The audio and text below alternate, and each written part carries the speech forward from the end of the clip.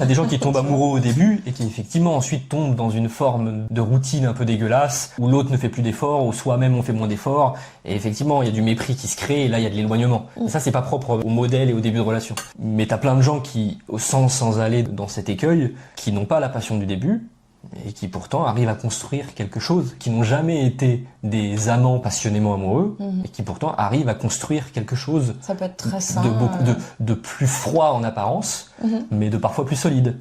Après, et le luxe ultime, ça reste quand même un amour-passion au début, et ensuite un amour beaucoup plus raisonné et beaucoup plus solide, même s'il est plus froid, pour toute la suite de la relation. Construit. Et coche les cases en plus. Ça, c'est le luxe du luxe.